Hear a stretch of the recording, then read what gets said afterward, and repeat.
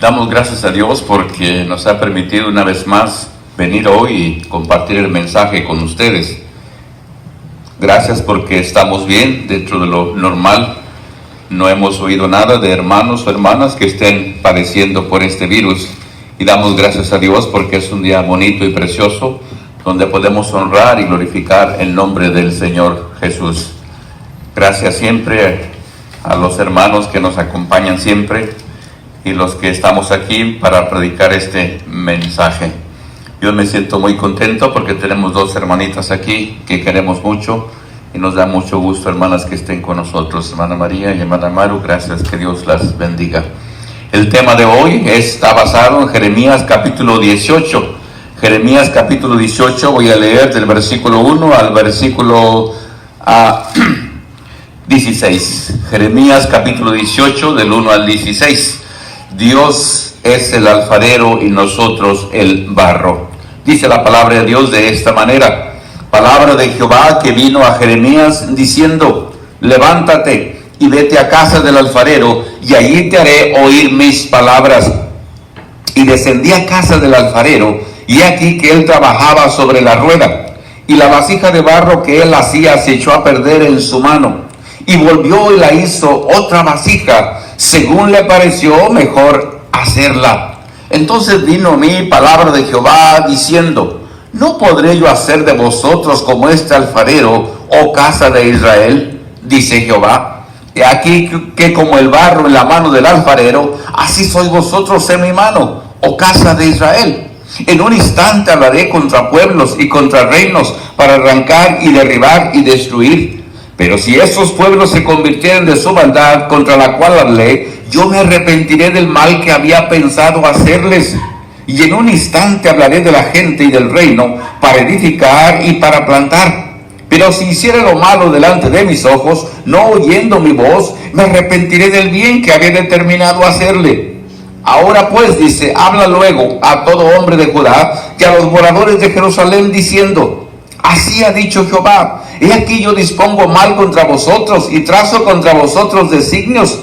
Conviértase cada uno de su mal camino y mejore sus caminos, dice, y sus obras.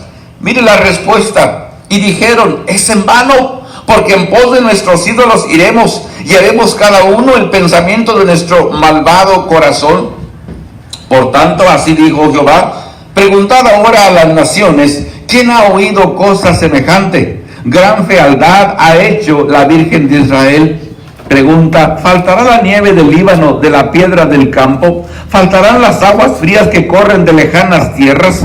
Porque mi pueblo me ha olvidado, incensando a lo que es vanidad, y ha tropezado en sus caminos y en las sendas antiguas, para que camine por sendas y no por camino transitado, para poner su tierra en desolación, objeto de burla perpetua. Todo aquel que pasare por ella se asombrará y meneará la cabeza. Como viento solano los esparciré delante del enemigo. Les mostraré las espaldas y no el rostro en el día de su perdición. Vamos a hacer una oración para ponernos en las manos de nuestro Dios. Bendito Padre Celestial, gracias una vez más porque estamos aquí presentes en este primer día de la semana, en un día glorioso y maravilloso, Señor, en que tu pueblo se reúne en toda la faz de la tierra. Señor Santo, pedimos tu bendición y tu aprobación para este mensaje, para que pueda llegar, Padre Santo, a muchas personas que no te conocen, o aquellas, Padre, que te conocen, pero no están siempre, Señor, listas para agradarte y servirte como el barro que debemos ser. Te pido, por favor, Padre, que estés conmigo, con cada uno de los oyentes, en donde quiera que estén, para que este evangelio pueda llegar en buena tierra y traiga su fruto a su tiempo. Pedimos perdón por nuestros pecados y todo esto lo suplicamos en el santo y glorioso nombre de Cristo Jesús. Amén. El profeta Jeremías es uno de los profetas que son considerados como grandes. Quizás profetizó más de 30 años. Fue llamado desde niño. El mismo profeta, cuando Dios lo llamó, él dice: Señor, yo no puedo porque soy niño.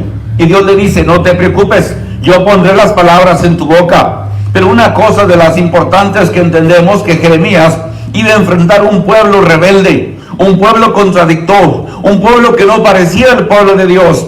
Y Jeremías capítulo 2, por ejemplo, en el versículo 12 y 13, el profeta llora un poco con la condición del pueblo de Israel. Y dice Jeremías 2, 12 y 13, espantaos cielos sobre esto y horrorizaos, desolaos en gran manera, dijo Jehová, porque dos males ha hecho mi pueblo. Me dejaron a mí, fuente de agua viva, y cavaron para sí cisternas rotas que no retienen agua.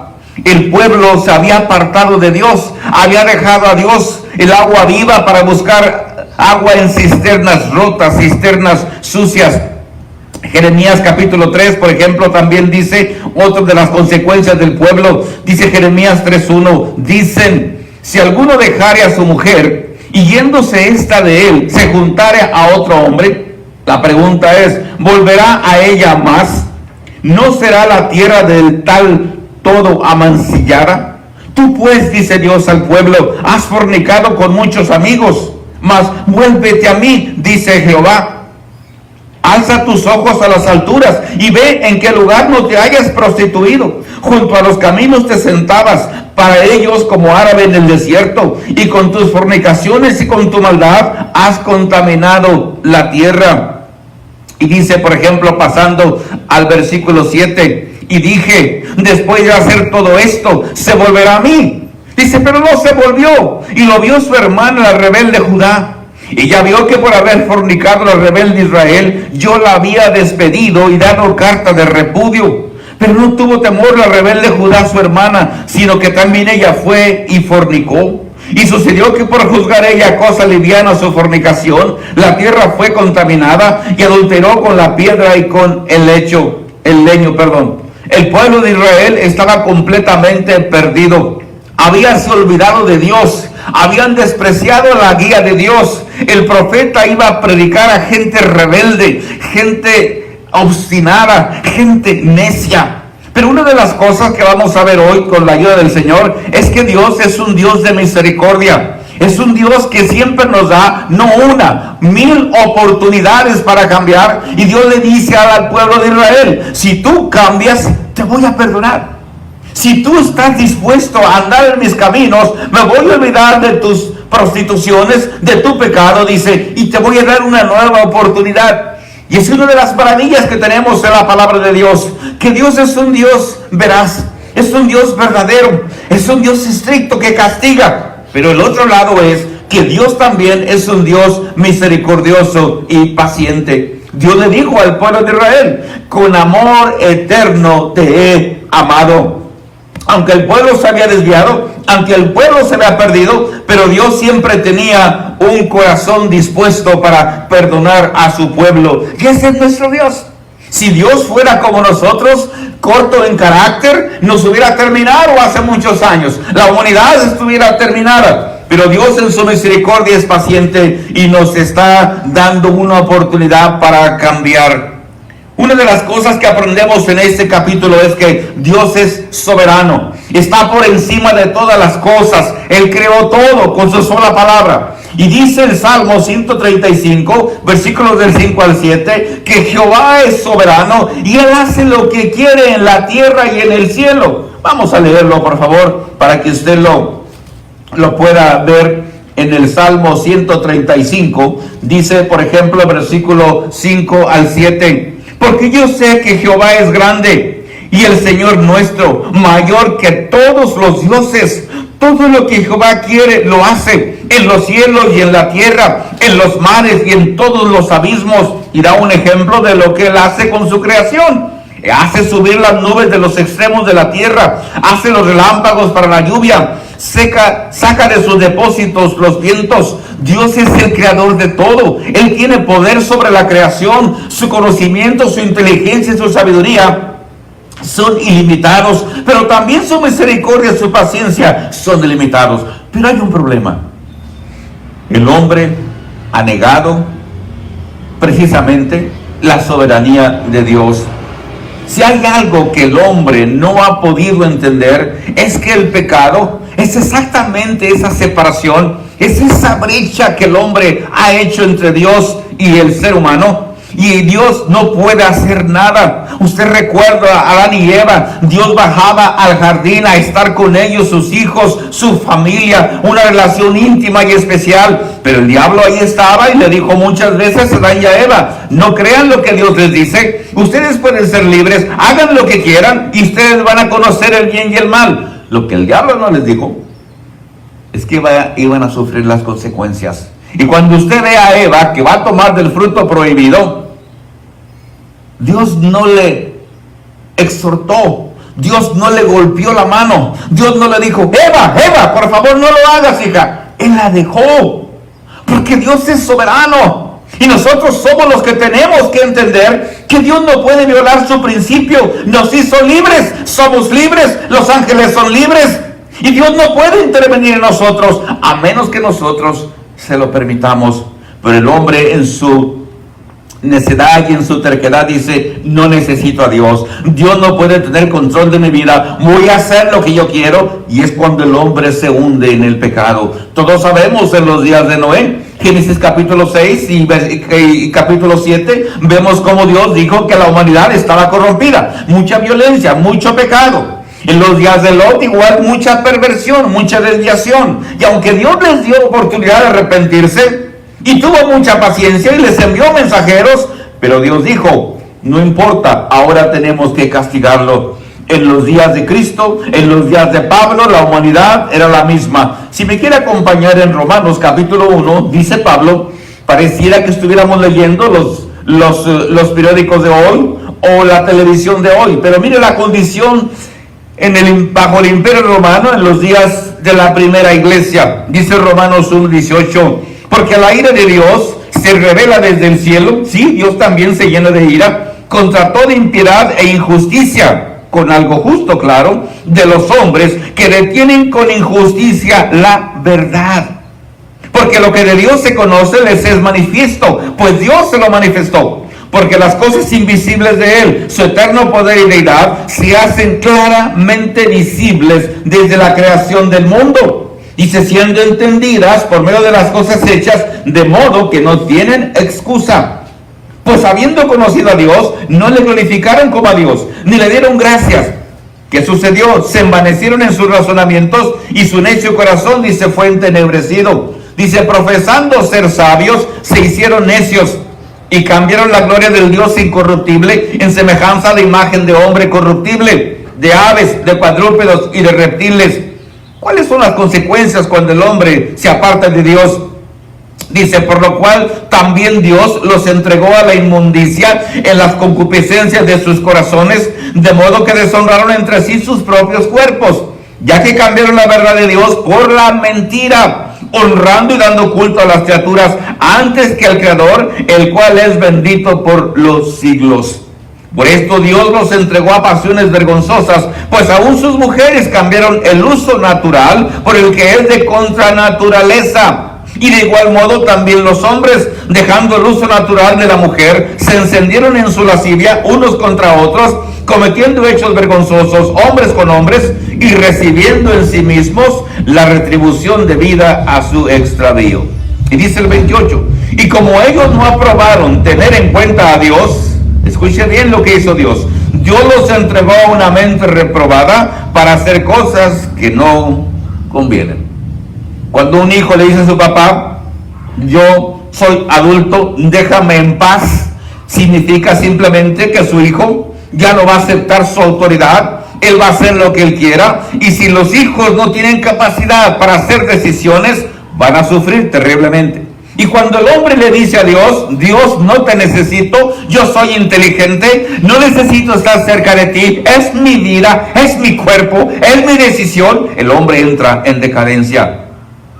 Muy claro dice la Escritura que Dios es el alfarero y nosotros el barro. El hombre, decíamos, ha resistido toda su vida el poder de Dios. El hombre no quiere a Dios en su vida porque le molesta. Dice la Escritura que el necio dice en su corazón, no existe Dios. ¿Para qué? Dice, para hacer cosas abominables. Dios en su sabiduría sabe que el hombre necesita la guía de Él. Nosotros somos tierra, necesitamos a alguien que nos guíe. Somos de barro, necesitamos una persona que tenga el conocimiento. Decíamos, cuando el hombre abandona la voluntad de Dios, hace su propia voluntad, abandona la misericordia de Dios, abandona la paciencia de Dios, ¿y qué sucede? Entonces el hombre va en el camino a la desviación.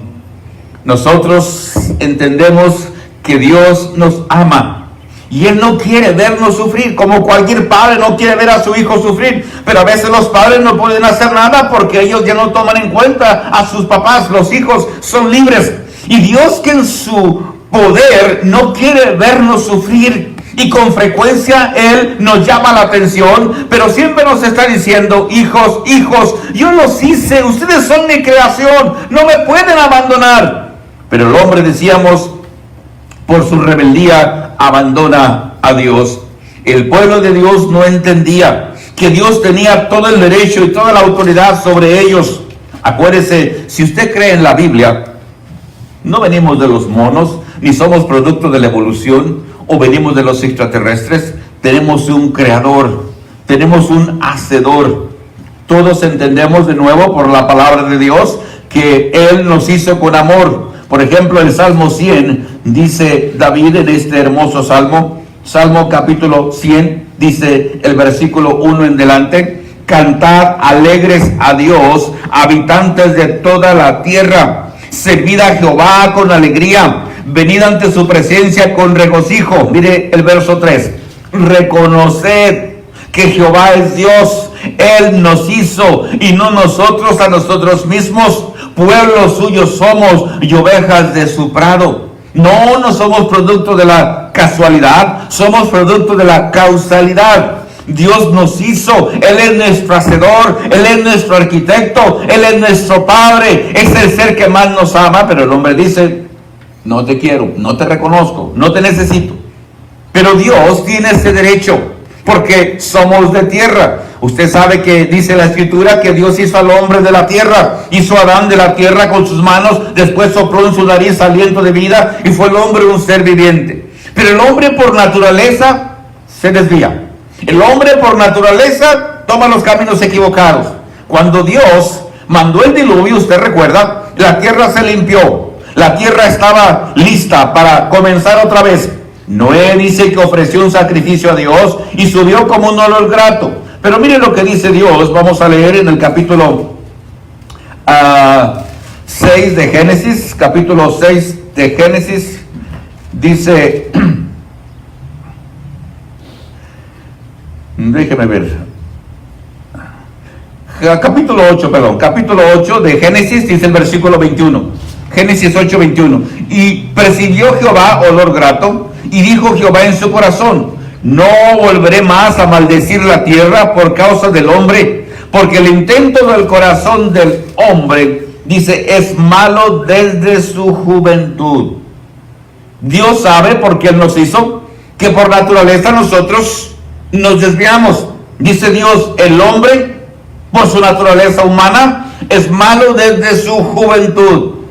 La Biblia dice, hermanos, que nosotros por naturaleza, los seres humanos, somos como los hijos. Usted quiere a sus hijos, ellos lo obedecen, pero cuando ya crecen, hacen su propia voluntad. Y a veces los padres ya no pueden hacer nada porque ellos otra vez han desechado la dirección de papá. El libro de Proverbios, capítulo 14 y versículo 12, dice la Escritura, Proverbios 14:12: hay camino que al hombre le parece derecho, pero su fin es camino de muerte.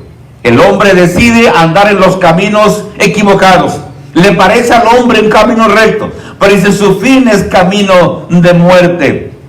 Es interesante saber, pues, que el hombre necesita un guía. El hombre necesita un ser que lo guíe. El libro de Jeremías, otra vez en el capítulo 17, versos 9 y 10, todos conocemos estos versículos cuando Dios dice: engañoso es el corazón más que todas las cosas, y perverso, fíjese bien, y perverso. Y esto lo está diciendo Dios. ¿Quién lo conocerá?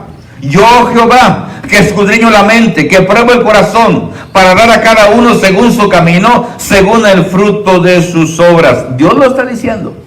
Engañosos del corazón y perverso. Y si usted tiene un corazón, y no estamos hablando obviamente del órgano nuestro que es el corazón, habla de los sentimientos, habla de los pensamientos más profundos, dice que nosotros somos perversos, porque es nuestra naturaleza humana.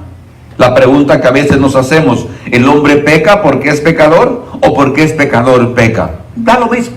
El hombre desde su juventud comienza a desviarse, no quiere que nadie le guíe, pero el hombre tiene que entender que necesita un guiador. El hombre no es señor de su camino. El mismo Jeremías 10:23, son versículos conocidos. Dice el profeta, conozco, oh Jehová, Jeremías 10:23, que el hombre no es señor de su camino, ni del hombre que camina es el ordenar sus pasos. El hombre no puede, siempre se va a desviar, siempre tomará el camino equivocado. ¿Por qué? Porque no tenemos la capacidad, no estamos capacitados para hacer decisiones correctas. La naturaleza humana nos dice siempre irnos por el camino equivocado. ¿Usted recuerda cuando Dios le dice a Josué, cuando va a tomar el lugar de Moisés, y le dice, no te desvíes ni a la derecha ni a la izquierda? Pero por naturaleza nosotros nos desviamos a uno u otro lado. Entonces necesitamos un guía, y ese guía es Dios.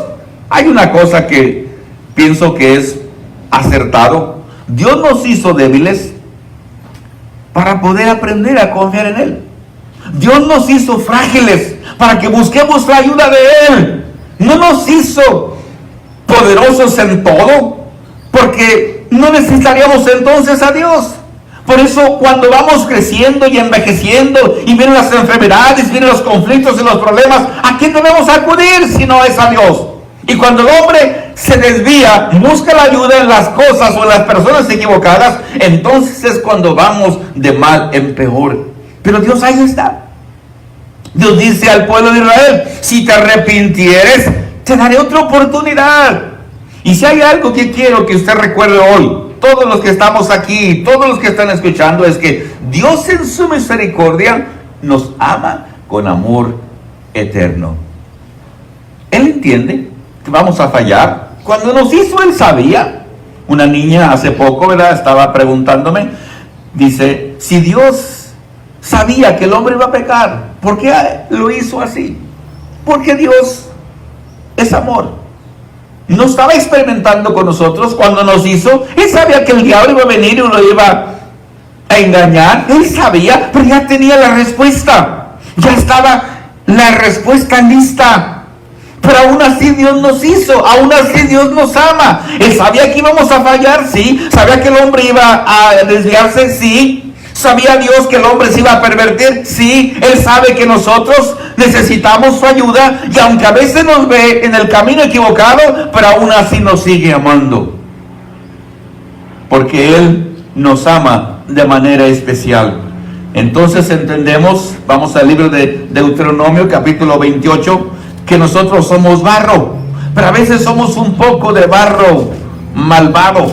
Dice por ejemplo en Deuteronomio 28:13, Deuteronomio 28 y versículo 13, dice la escritura, voy a leer desde el versículo 11, Deuteronomio 28:11, y te hará Jehová sobreabundar en bienes, fíjese bien, las bendiciones por obedecer los mandamientos de Dios, en el fruto de tu vientre, en el fruto de tu bestia y en el fruto de tu tierra, en el país que Jehová juró a tus padres que te había de dar. Mire lo que dice, te abrirá Jehová su buen tesoro, el cielo, para enviar la lluvia a tu tierra en su tiempo, y para bendecir toda obra en tus manos, y prestarás a muchas naciones, y tú no pedirás prestado. Pero mire el verso 13, te pondrá Jehová por cabeza y no por cola, y estarás encima solamente, y no estarás debajo, si obedecieres los mandamientos de Jehová tu Dios, que yo te ordeno hoy, para que los guardes y cumplas. Dios está diciendo que si nosotros, como ese barro, permitimos que Él nos guíe, que Él nos gobierne, no tendremos tantos problemas.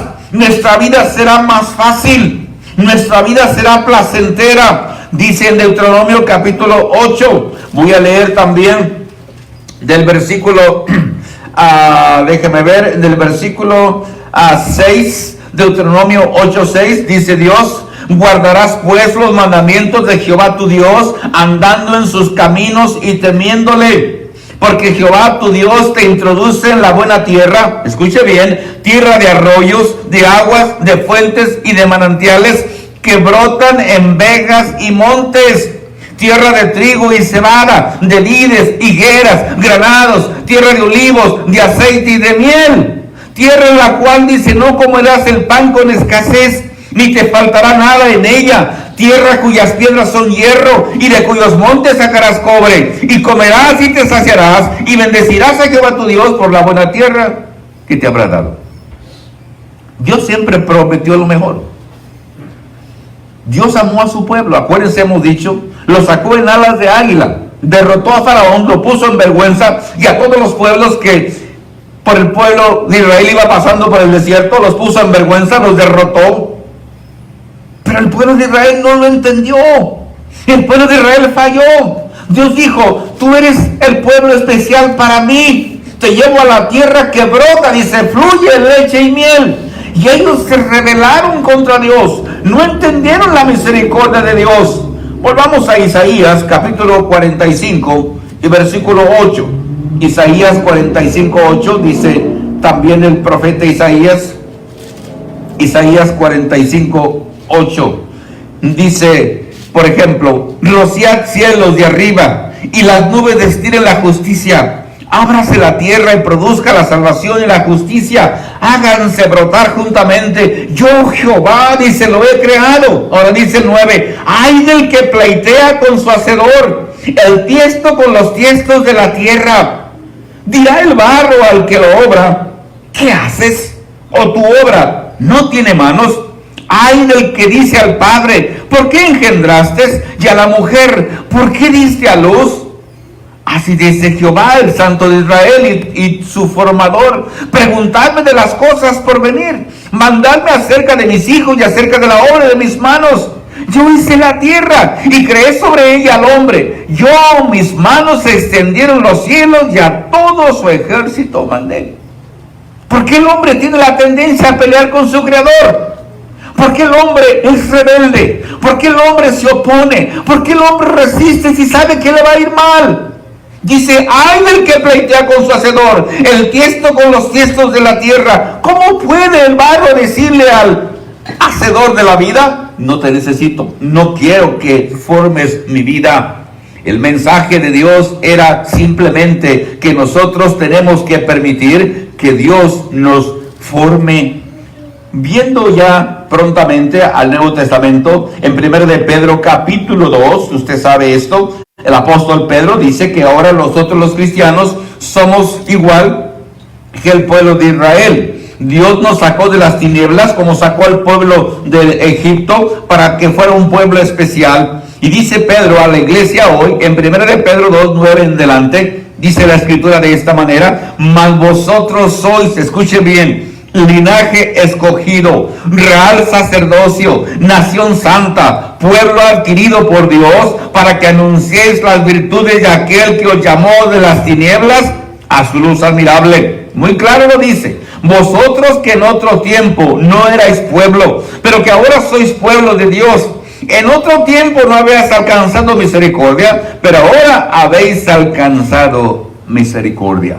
Dios nos da el mismo trato que a los israelitas, pero fíjese hasta aún más: somos linaje escogido, somos real sacerdocio, somos pueblo adquirido. Pero hay un propósito. No, Dios no nos trajo a la iglesia para hacer adorno, para estar sentados y dormirnos un rato y regresar el siguiente domingo y volver otra vez. Dios no nos hizo como piezas de museo. La iglesia es un pueblo vivo. Ya no son piedras muertas como las del templo de Jerusalén. Ahora somos piedras vivas y somos real sacerdocio, mejor que el de Leví, mejor que el de Aarón. Somos nación santa, pueblo comprado. Y dice su propósito: para anunciar las virtudes. Si Dios ha hecho cosas en su vida, usted no puede quedarse callado. De aquel que nos llamó, dice, de las tinieblas, porque vivíamos en las tinieblas, a su luz admirable. ¡Qué bendición! Somos el pueblo especial de Dios. Mucha gente ahorita, ¿verdad? Pues no tiene papeles, o quizás sus contemporáneos, sus pueblos, no son gente educada y se sienten un poco como menos. Pero para Dios no importa. No importa de qué nación sea usted. Si es ciudadano o no, a Dios no le importa. Si es educado o no, si tiene dinero o no, a Dios no le importa. Usted es un pueblo especial, una gente santa y un real sacerdocio. Dios ama a la iglesia con una manera especial. ¿Sabe cómo mostró su amor? Usted lo sabe. Dio a su amado Hijo para que muriera por nosotros. Dios tiene un propósito para la iglesia. Pablo lo dice en 2 de Corintios capítulo 4. Acompáñenme por favor, 2 de Corintios capítulo 4. Dice Pablo, por ejemplo, en el versículo 7. 2 de Corintios 4 del 7 en delante. Pero tenemos este tesoro, escucha bien, en vasos de barro, para que la excelencia del poder sea de Dios y no de nosotros. Que estamos atribulados en todo, mas no angustiados, en apuros, mas no desesperados, perseguidos, mas no desamparados, derribados, dice, pero no destruidos, llevando en el cuerpo siempre por todas partes la muerte de Jesús, para que también la vida de Jesús se manifieste en nuestros cuerpos. Porque nosotros que vivimos siempre estamos entregados a muerte por causa de Jesús, para que también la vida de Jesús se manifieste en nuestra carne mortal. Gente especial.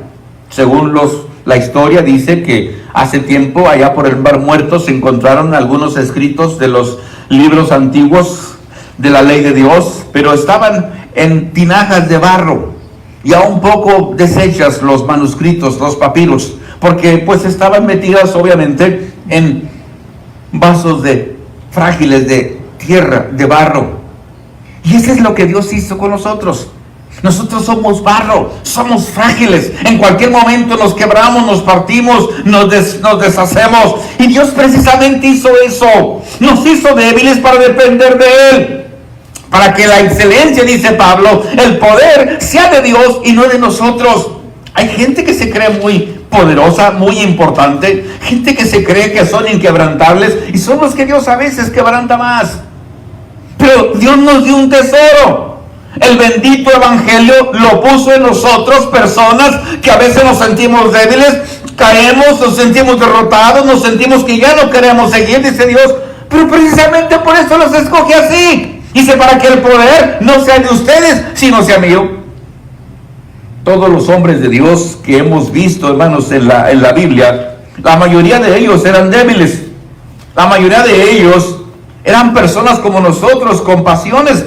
Por ejemplo, al profeta Jeremías, usted sabe eso, fue perseguido, le extendieron trampas, lo pusieron en la cárcel. El propio sacerdote Pasur lo mandó a bofetear y lo mandó a la cárcel. Fíjese cómo es Dios. Nabucodonosor, que es un rey pagano, es el que libera al profeta Jeremías.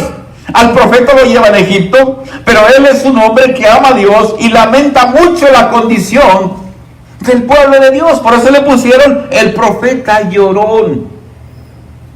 Pero cuando usted ve a José en Egipto, un jovencito que llegó tal vez 16, 17 años a Egipto, sin papeles, sin dinero, sin familia, sin nada, pero él triunfó, no le fue fácil. Sufrió mucho, fue acusado injustamente, estuvo en la cárcel, era un hombre débil, pero aprendió a confiar en Dios y llegó a ser el hombre más importante en Egipto después de Faraón. ¿Y qué decimos de Jacob? Que su nombre significa engañador, mentiroso, suplantador. Engañó a su propio padre, pero con el tiempo él recapacitó y cambió. Y la Biblia siempre dice, Dios de Abraham, Dios de Isaac y Dios de Jacob. Él fue el padre de las 12 tribus de Israel. ¿Y qué decimos de Moisés? Que cuando tiene 80 años Dios lo llama, le dice, Moisés, ve a liberar a mi pueblo. Y Moisés dice, no puedo. 40 años antes me hubieras dicho, ahora ya no. Soy mudo. Hablo el idioma de los animales. Había estado 40 años en el desierto cuidando animales, dice Dios. Ahora es que tú estás listo. Ahora es que tú estás presto. Se sentía débil. Dice Dios, te voy a poner las palabras en tu boca. Voy a mandarte a Aarón para que esté contigo. Se sentía débil, pero aún así Dios lo usó. Recuerda a Abraham. Parece que su mujer Sara, una mujer muy hermosa, y 2 veces mintió por miedo y dijo, di a todos los lugares que vayamos que eres mi hermana. Aunque era verdad, hasta cierto punto era su media hermana, pero era su esposa. Pero por miedo mintió, tuvo un hijo con Agar. Es decir, tuvo miedo, tuvo temor, tuvo duda, pero Dios dice que es su amigo. ¿Se acuerda de Gedeón? Cuando Dios le dice, varón esforzado y valiente, te voy a escoger para que vayas a pelear. Dice Gedeón, Señor, yo no puedo. Soy una persona débil. No tengo fuerzas. Dice Dios, no te preocupes, yo te voy a usar. No vamos a leer la cita, usted la puede leer en Jueces 6. ¿Y se acuerda de Jefté, hijo de una ramera, que sus propios hermanos lo corrieron y dijeron, vete, vete, vete, no queremos que estés con nosotros, no queremos que eres con nosotros? Y Dios lo usó para grandes batallas. ¿Y qué hablamos de Eliseo y de Elías y de Job, que eran hombres débiles, pero Dios los usó? ¿Y qué decimos de los apóstoles? Eran hombres débiles como nosotros. ¿Se acuerda? Tomás era incrédulo. Cuando Jesús se aparece a los apóstoles estando encerrados por miedo, y Tomás no está, y los apóstoles dijeron, hemos visto al Señor, estuvo con nosotros, aquí estuvo. Dice Tomás, no, yo no creo. Hasta que yo lo vea, voy a creer en él. Era incrédulo. ¿Y qué decimos de Pedro? Un hombre hablador, hablaba y hablaba y hablaba y hablaba. Y por eso se metía en graves problemas. Negó a Jesús 3 veces. Cuando va caminando por el mar de Galilea, se hunde porque le faltó su fe. ¿Y qué decimos de Jacobo y Juan? Que hasta Jesús mismo los apellidó hijos del trueno. Eran de mal carácter, explosivos. Una vez que Jesús iba a una aldea de los samaritanos y no los recibieron, y luego dicen, Señor, ¿quieres que como Elías oremos al cielo y que haga fuego para que las destruya? Eran de mal carácter. Y Jesús los reprende y les dice, ustedes no saben de qué espíritu son. El Hijo del Hombre no vino para perder las almas, sino para salvarlas. ¿Y qué decimos de Juan? Que cuando lo descubrieron andaba envuelto en una sábana, se fue y dejó la sábana ahí y huyó medio desnudo. ¿Y qué decimos de Felipe? Cuando Jesús dice, voy al Padre, Felipe dice, Señor, muéstranos al Padre y nos basta. Dice Jesús con un poquito rasgándose la cabeza, Felipe, tanto tiempo que he estado con ustedes y todavía me dices, muéstrame al Padre. Dice Jesús, el que me ha visto a mí, ha visto al Padre. ¿Y qué pensamos de Andrés cuando Jesús va a dar de comer a una multitud grande y Andrés dice, Señor, eso es una locura? 200 denarios no bastarían para darle comer a tanta gente. Solamente hay un muchacho que trae unos pocos panes y unos pocos peces. Él decía, Jesús, tú no puedes alimentar a tan grande multitud. Los apóstoles a veces nunca entendieron que Jesús era el Mesías. Y siempre le preguntaban, ¿cuándo vas a restaurar el reino? Cuando Jesús les dice que va a sufrir, ellos dicen, no vayas, no vayas. Pedro le dijo, Señor, si te van a matar en Jerusalén, te van a crucificar, quédate con nosotros, no vayas. No entendieron que Jesús había venido para morir, que era el Mesías. No entendieron que Jesús iba a establecer un reino. Miren, en Hechos capítulo 1, creo que usted lo conoce, nada más quiero mencionar esta cita. Jesús ya se va, ya les habló, estuvo 3 años y medio con ellos. Y mire la pregunta todavía de los apóstoles. Dice, por ejemplo, en Hechos capítulo 1, verso 6, Hechos 1:6. Entonces los que se habían reunido le preguntaron diciendo, Señor, ¿restaurarás el reino a Israel en este tiempo? Y él dijo, no os toca a vosotros saber los tiempos o las sazones que el Padre puso en su sola potestad, pero recibiréis poder cuando haya venido sobre vosotros el Espíritu Santo, y me seréis testigos en Jerusalén, en toda Judea, en Samaria y hasta lo último de la tierra. Y habiendo dicho estas cosas, viéndolo ellos, fue alzado y le recibió una nube que lo ocultó de sus ojos. Todavía no entendían después de 3 años que Jesús no había venido para establecer un reino terrenal. Y ya Jesús se va, y Jesús sin duda que dice, ¿qué está pasando con esta gente? Nunca les he dicho que viene a establecer un reino terrenal. Por eso quizás Judas lo traicionó, porque dijo, aquí no hay dinero. No hay indicios de que Jesús se levante en contra de Roma. Lo entendieron mal. Pero aún así, Jesús los usó. Fueron hombres especiales los apóstoles. Pablo dice, por ejemplo, en el capítulo 12, 2 de Corintios, que él tenía un problema. Y él pidió a Dios 3 veces que le quitara este aguijón. 2 de Corintios capítulo 12. Dice, por ejemplo, en el versículo 7. 2 de Corintios 12, 7. Y para que la grandeza de las revelaciones no me exaltase desmedidamente, fíjese bien, me fue dado un aguijón en mi carne, un mensajero de Satanás que me abofetee, para que no me enaltezca sobremanera. Dios hizo esto, Dios lo permitió. Respecto a lo cual 3 veces he rogado al Señor que lo quite de mí. Mire la respuesta de Dios. Y me ha dicho: Pablo, bástate mi gracia, porque mi poder se perfecciona en la debilidad. Por tanto, de buena gana me gloriaré más bien en mis debilidades, para que repose sobre mí el poder de Cristo. Por lo cual, por amor a Cristo, me gozo en las debilidades, en afrentas, en necesidades, en persecuciones, en angustias, porque cuando soy débil, dice, entonces soy fuerte.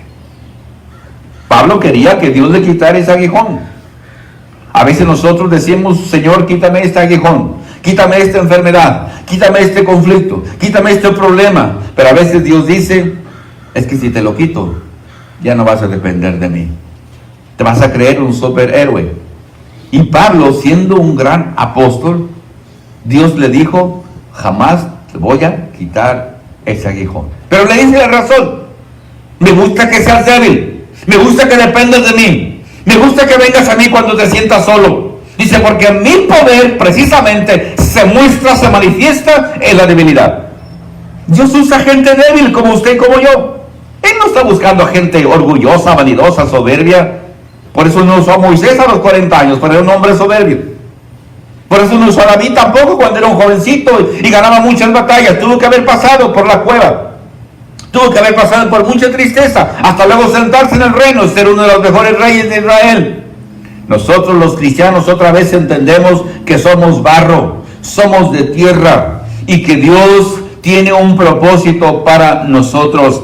Pablo, en la segunda de Timoteo, capítulo 2, habla de que la iglesia, la familia de Dios, tiene toda clase de vasos, unos de oro, de plata y otros de barro y de tierra. Dice 2 de Timoteo 2, del verso 14 en delante. Dice la palabra de Dios de esta manera: recuérdales esto, exhortándoles delante del Señor a que no contiendan sobre palabras, lo cual para nada aprovecha, sino que es para perdición de los oyentes. Procura con diligencia presentarte a Dios aprobado, como obrero que no tiene de qué avergonzarse, que usa bien la palabra de verdad. Mas evita profanas y vanas palabrerías, porque conducirán más y más a la impiedad. Y su palabra carcomerá como gangrena, de los cuales son Himeneo y Alejandro. Pero dice el 20: pero en una casa grande no solamente hay utensilios de oro y de plata, sino también de madera y de barro. Y unos son para usos honrosos y otros para usos viles. Así que, si alguno se limpia de estas cosas, será instrumento para honra, santificado, útil al Señor y dispuesto para toda buena obra. En toda iglesia, en toda familia, hay buenos hijos y a veces malos hijos. En toda iglesia hay vasos de honra, pero también vasos de deshonra. Hay vasos de oro, hay vasos de plata, pero también vasos de barro y vasos de madera. Dios no es lo que espera de una iglesia, de una familia, pero por el hecho que hablamos de que por naturaleza somos rebeldes, nuestro corazón es engañoso, lleno de maldad, hay personas que a veces, en vez de ser vasos de honra, son vasos de deshonra. Las personas que son de oro y plata son para mí las personas que son útiles en las cosas de Dios. Son personas que oran, son personas que trabajan, son personas que están activas, son personas de mucho valor. La iglesia depende de ellos. Son personas que están dispuestas a servir al Señor, a dar hasta su propia vida por las cosas de Dios. No hay que empujarlos, no hay que convencerlos, no hay que forzarlos, porque ellos saben que son personas que Dios puso en la iglesia con un propósito. Son personas humildes. Son personas que están cada día más activas y más activas y más activas. Son personas que aunque los critican, murmuran, no importa, ellos siguen añadiendo cada vez más cosas a su vida, van de menos a más. Son personas, decíamos, espirituales. Son personas que no se fijan en los errores de los demás. Son personas que están siempre en conexión con Dios. Son vasos de oro y de plata en la iglesia. Y muchas iglesias se sienten bendecidas y Dios por estos hermanos. Son fieles, son puntuales, son obedientes, son respetuosos, son personas que están siempre pensando en el futuro. Como los buenos esposos, como las buenas esposas. No tiene la esposa que decirle al esposo lo que tiene que hacer en su casa. No tiene el esposo que decirle a la esposa lo que tenga que hacer. Él lo hace por amor, porque entiende que ese es su propósito. Y las personas en la iglesia, decíamos, son personas que enseñan, son personas que son maestros, son personas que se fijan en las cosas mínimas, pero para hacerlas. No se confunden, no se rebelan, no se oponen. Son personas que Dios los usa para su propósito. Pero también los vasos de barro y de madera son las personas que causan conflicto. Las personas que no hacen nada, pero sí critican y sí murmuran. Son los cristianos que no trabajan, que no cooperan, no tienen tiempo, siempre tienen excusas, siempre están teniendo conflictos en su vida. Y son personas que a veces la iglesia puede contar con ellos. Lo peor a veces es que se rebelan. Los hijos sufren mucho, los padres, porque los hijos crecen y los papás dicen, este es mi hijo que me va a cuidar, esta es mi hija que me va a cuidar. Y los hijos crecen y se van, abandonan a los padres y dicen, ¿ahora qué voy a hacer? Nosotros como cristianos tenemos que entender que ese es el plan de Dios. Que nosotros aprendamos a depender de Él. Porque a veces pensamos que somos astutos, que somos inteligentes y que a nosotros no tenemos que hacer. A veces las personas que más tiempo tienen en la iglesia piensan que son las que menos deben de trabajar. Es al revés. Las personas que más tiempo tienen en la iglesia son las más responsables porque deben ser ejemplo para los demás. Una cosa importante, hermanitos, que quiero que aprendamos esto. Dios en su misericordia y en su paciencia está siempre dispuesto a levantarnos, darnos la mano y decir, hijo, ponte en el camino. Dios no se cansa de trabajar con nosotros. Él está trabajando en mi vida todos los días. No hay día que el Señor no se preocupe en cambiar nuestra vida. Ese es su propósito, hacer de nosotros vasijas útiles, vasijas de honra, que demos gloria a Dios, que la iglesia esté feliz, que el mundo esté contento porque somos la sal de la tierra, la luz de este mundo. Vivimos una sociedad perdida, pestilente, y la iglesia es la única que puede hacer cambios en este mundo. Por eso Dios le dice al profeta Jeremías, ven hijo, ven, te voy a llevar a la casa del alfarero. Y cuando ve Elías a aquel hombre en su torno, moviendo las dos ruedas, poniendo la masa, y cuando la vasija que está haciendo el hombre no es del agrado, la vuelve a formar otra vez, la deshace y la pone otra vez, y dice, no puedo hacer yo, Jeremías, esto con la casa de Israel. Hermano, hermana, ¿cuántos años tiene Dios intentando formarlo? Usted acuérdese, es el barro, yo soy el barro. ¿Cuánto tiempo tiene Dios diciendo, hija, déjame formarte? Hijo, déjame formarte, déjame hacer de ti una vasija honrosa. Y decimos, no, yo no quiero, Señor. No, porque vamos a sufrir mucho. El pueblo de Dios estaba sufriendo por su rebeldía. No permitían que Dios los moldeara. Vimos ahorita a los apóstoles. Si usted analiza la vida de los apóstoles, Dios no los hubiera escogido como apóstoles. Cuando Jesús está en la cruz, ¿dónde están los apóstoles? Escondidos de miedo. 2 semanas estuvieron encerrados. Las mujeres eran las que andaban dando las buenas nuevas que Jesús había resucitado. Los hombres escondidos tenían pánico, tenían miedo. Y Jesús tiene que presentarse ante ellos y decirles, pasa a vosotros, no tengan miedo, no tengan miedo. Cuando usted, hermano, se presta para ser barro de Dios, Dios lo está formando día a día. Sí es cierto, duele mucho cuando Dios nos está quitando lo que no es bueno. Usted recuerda en Juan capítulo 15, cuando dice el Señor Jesús, Juan capítulo 15, versos del 1 en delante, dice Juan 15:1, dice Jesús, yo soy la vid verdadera. Y quiere decir que había vides falsas, dice, pero yo soy la verdadera. Y mi Padre es el labrador, es el que cuida la vid, es el que poda. Todo pámpano que en mí no lleva fruto, lo quitará. Fíjese bien, Él lo quita. Y todo aquel que lleva fruto, lo limpiará para que lleve más fruto. Ya vosotros estáis limpios por la palabra que os he hablado.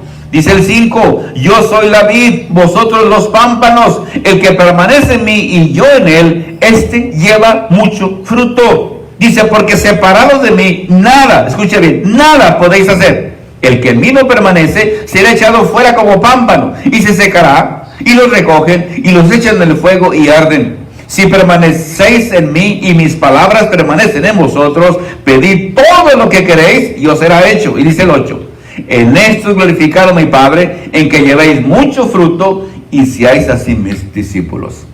Oh, hermano, ¿cómo duele cuando Dios tiene que quitarnos algo? Pero ¿sabe por qué lo hace Dios? Para que llevemos más fruto. Dios es el que poda la vid, Dios es el que corta. ¿Y por qué nos corta? Para que usted pueda ser una persona que lleve mucho fruto. Por eso usted ve a los hermanos que están en la iglesia, que están pasando por muchos problemas, pero si ellos permanecen en Cristo, son los que llevan más fruto. Porque el Señor los está podando, los está limpiando, le dice, hijo, tengo que quitarte esto, hija, tengo que quitarte esto. Uno dice, Señor, pero no es posible, no puedo vivir con él. Dice Dios, sí, porque así es como vas a llevar fruto. Y por eso Dios le dice al profeta, dile al pueblo, Jeremías, ¿no podré yo hacer, dice Jehová, igual como hace el alfarero? Y claro que sí. Dios tiene todo el derecho. Yo soy su posesión. Yo no tengo derecho de rebelarme contra Dios. No puedo. No es mi posición. Pero obviamente Dios no lo va a hacer a la fuerza. Dios no va a intervenir en su vida si usted no quiere.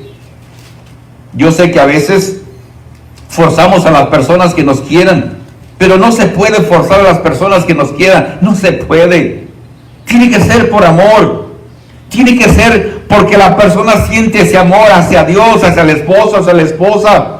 Y Dios no nos va a forzar, no porque no puede, sino porque no debe hacerlo. Porque si nos forzara a hacer las cosas, ya no sería mi voluntad, ya no sería mi decisión. Una cosa sí sé, ¿quién nos está moldeando, hermanos? Porque hay solamente dos moldeadores, o es Dios o es el diablo.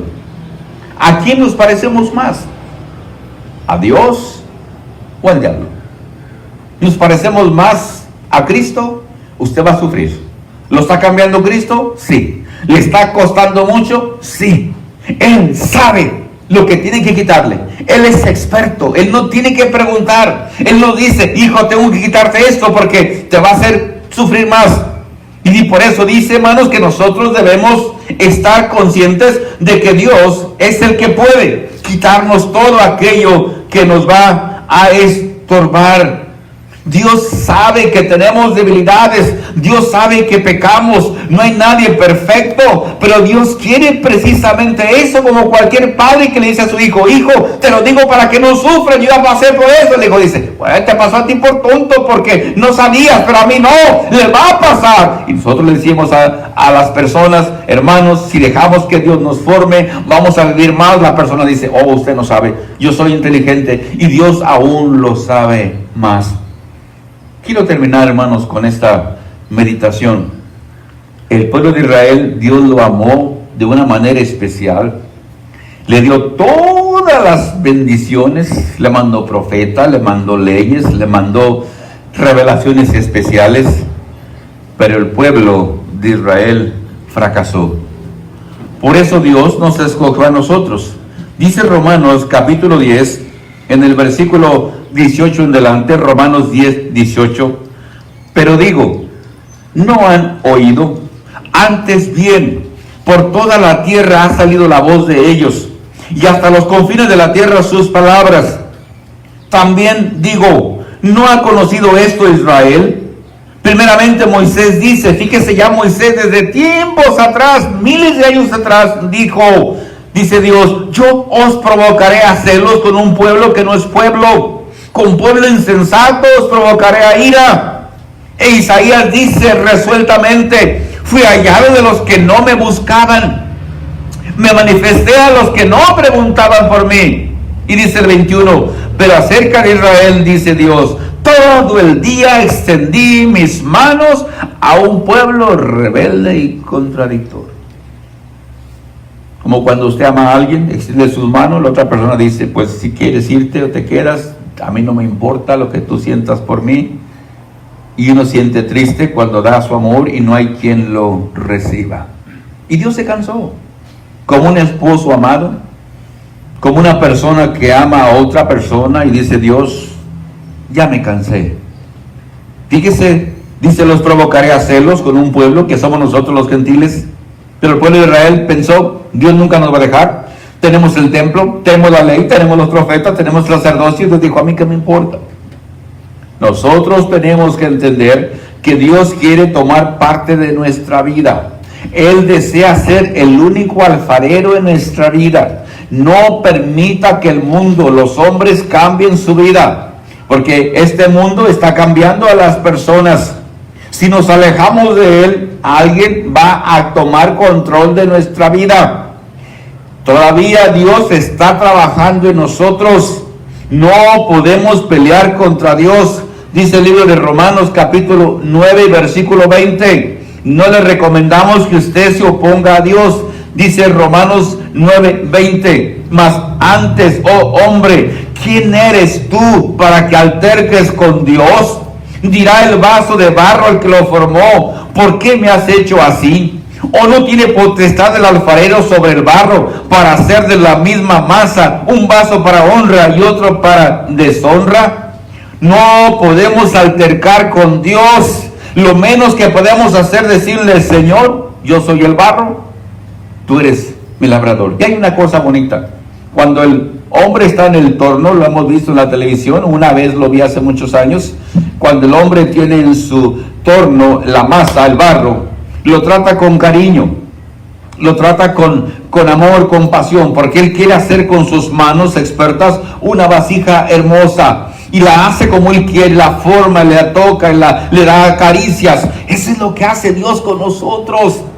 Él nos va formando desde pequeños, pero a veces nos rebelamos, nos salimos de las manos de Dios y Dios dice, ven hijo, quiero agarrarte otra vez, quiero ser el formador tuyo. No alterque con Dios, no discuta con Dios, porque nos va a ir mal. Somos malos por naturaleza, pero por eso Dios nos dio a su Hijo Jesús para que Él viviera en nosotros y pudiéramos tener esa naturaleza nueva. Tenemos que aprender que el tiempo es corto, hermanos. No podemos pasar mucho tiempo alejados de Dios. Cuando usted analiza las obras de arte de muchos hombres, el escultor Miguel Ángel se dice que tardó 3 a 4 o 5 años para hacer sus obras maestras, como el Moisés, el David o la estatua de la Piedad. Es una obra perfecta, pero a él le tomó mucho tiempo hacer esta obra. Y cada golpe que le daba la piedra al mármol, obviamente era un golpe para hacer una figura bella. Y si usted puede ver un poquito la obra preciosa de este hombre, usted puede tocar los músculos, la cara, el rostro de Moisés, de David o de María cuando está supuestamente recibiendo a Jesús de la cruz, la estatua que se llama la Piedad. Fue un hombre que era perfecto en sus esculturas. Y esto es lo que hace Dios con nosotros. Él nos está experimentando con nosotros. ¿Qué hace de nosotros? Cosas bellas, joyas. Usted vaya a la Capilla Sixtina y ahí están las preciosas pinturas que aquel hombre maravilloso hizo en el techo. Le tomó muchos años terminar esa pintura, pero es una obra perfecta y maestra. Y eso es lo que Dios puede hacer con nosotros. Mi pregunta es, hermano y hermana, ¿por qué no dejamos que Dios sea nuestro alfarero? Decíamos, si Dios no está formando nuestra vida, entonces ¿es el diablo o es el mundo? Y yo no creo que nos convenga que el diablo, la sociedad, esté moldeando la vida de nosotros. Quizás su mal carácter, quizás su pereza, quizás su negligencia, quizás su amor por el dinero, quizás su amor por las cosas, es lo que Dios quizás tenga que quitarle. Y aunque le duela, pero otra vez, si usted se resiste, usted y yo vamos a sufrir. Los hijos que se resisten a los consejos de los padres son los que más sufren. Los hijos que dicen, papá, cometí un error, ayúdame, entiendo, me equivoqué, ayúdame, son los hijos que triunfan porque aceptan los consejos. Los cristianos que dicen, Señor, me equivoqué, pero aquí estoy, ayúdame. Dice Dios, para eso vine, Para eso mandé a mi hijo a morir en la cruz, para que te ayude. Dios es el alfarero. A mí me ha costado mucho sujetarme a la voluntad de Dios. Mucha gente no me conoce, pero como Jeremías, Dios me llamó también desde niño. Y no ha sido fácil mi ministerio. Ha sido muy difícil. Pero Dios me está formando día a día. Y todavía me sigue formando. Y mientras esté vivo, va a haber cosas que Dios tiene que quitarme. Pero lo hace por amor, como lo hará también por usted. Hermano, hermana, por favor, deje que Dios sea su alfarero. Dígale: Señor, ya me cansé, ya no puedo más. Toma control de mi vida. Y si usted le dice eso a Dios, usted va a ser el hombre, la mujer más feliz. Porque Dios va a decir: hijo, era que lo que yo quería, formarte otra vez. Y acuérdese, Dios lo hará con amor. ¿Se acuerda de la mujer tomada en el hecho del adulterio? Los fariseos fueron y se la tiraron allí, quizás toda semidesnuda, llena de polvo, golpeada, no sé. Y Jesús dijo: mujer, ¿dónde están los que te acusaban? Cuando él levanta su cara y no hay nadie que la esté acusando. Porque Jesús ya les había dicho: si ustedes son perfectos, mejor que ella, sean los primeros en tirar las piedras. Y todos se fueron saliendo, desde el primero, del más joven hasta el más viejo. Su conciencia al menos todavía la tenían viva y les dijo: ustedes son peores que esa mujer. Y Jesús, cuando le dice a la mujer: ¿dónde están, mujer, los que te acusaban? Y él dice: Señor, no hay ninguno, nada más quedamos tú y yo. Y Jesús no dijo: bueno, pues es el tiempo de mostrarte quién soy yo. Ellos se equivocaron, pero yo no.